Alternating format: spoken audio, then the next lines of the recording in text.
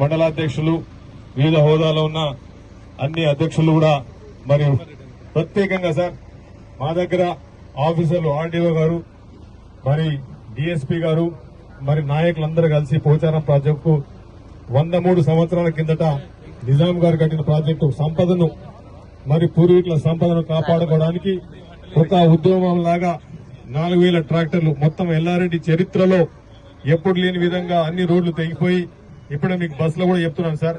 నిజంగా మనస్ఫూర్తి కూడా నేను మీకు ముఖ్యమంత్రి గారికి సెల్యూట్ కొడుతున్న ఒక ఎమ్మెల్యేగా సార్. ఎందుకంటే ఆ రోజు వర్షం పడి విపరీతం వర్షంలో బొగ్గు గుడిసె దగ్గర 14 మంది ట్యాంకర్ల మీద ఎక్కి అర్తనాదాలు అరుస్తుంటే నా కళ్ళతో నేను చూసిన, నా చెవులతో విన్నాను. ఆ రోజు డిఎస్పీ గారు మరి అధికార బృందం ఎస్డీఆర్ఎఫ్ అనే ఒక మంచి సంస్థను ఇవాళ మనము ఎక్కడ కూడా క్యాజువాలిటీస్ లేకుండా ఎక్కడ కూడా లేకుండా ఇంత విధ్వంసం జరిగినప్పుడు కూడా తీసుకురావడానికి ఎస్డీఆర్ఎఫ్ వాళ్ళ సభ్యులందరూ కూడా ప్రత్యేకంగా మరి వాళ్ళ టీం కూడా మనస్ఫూర్తిగా చెప్తూ మరి 64 ట్యాంకులు జరిగిపోయినాయి. మరి ఎన్నో 20 నుంచి 30 వేల ఎకరాల విధ్వంసం జరిగింది. మేటలు పెట్టిండ్రు. చిన్న సన్నకారు రైతులు చాలా మంది ఉన్నారు. ఒక 2 ఎకరాలు కూడా లేని వాళ్ళు ఉన్నారు. వాళ్ళ దాంట్లో ఇసుక పెడితే వాళ్ళు ఇసుక తీయడానికి 4-5 లక్షల రూపాయలు అవుతుంది సార్. అట్లాంటి పరిస్థితి ఉన్నది. ప్రజల మధ్యన ఉండాలి కాబట్టి వచ్చారు. కాంగ్రెస్ పార్టీ మీ అందరూ ముఖ్యమంత్రి గారు ప్రత్యేకంగా వచ్చి బీదవారికి జరిగిన ప్రకృతి విలేతాండం అయినప్పటికీ కూడా వీలంత వరకు ఆదుకోవాలన్న తపనతోనే ఇక్కడికి రావడం జరిగింది. అన్ని విధాలుగా మిమ్మల్ని ఆదుకునే ప్రయత్నం ముఖ్యమంత్రి చేస్తారు.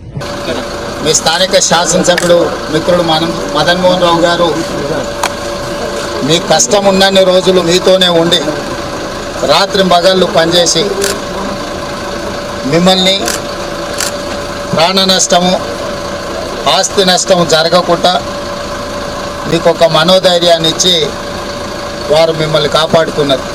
ఈరోజు ప్రాణ నష్టం జరగకుండా ఆస్తి నష్టం జరగకుండా మీ శాసనసభ్యుడు మీ అభిమాన నాయకుడు పూర్తిగా మీ ఎంబడి ఉండి చాలా మంది ప్రాణాలను కాపాడుతున్నారు. అంతా బాగున్నప్పుడు మనకు అందుబాటులో ఉన్నా లేకపోయినా పర్వాలేదు. కష్టం ఉన్నప్పుడు తోడు ఉండేవాడే నాయకుడు.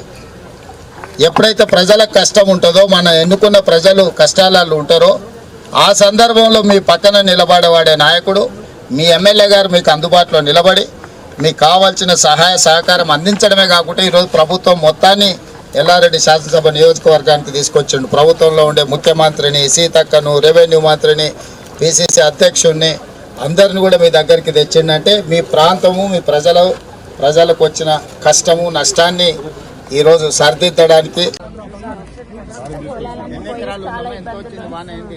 చాలా వచ్చింది సార్. ఇళ్లలోకి బాగా భయంగా ఉండిపోయినాం సార్. ఇళ్లలో కూడా చాలా ఇబ్బంది.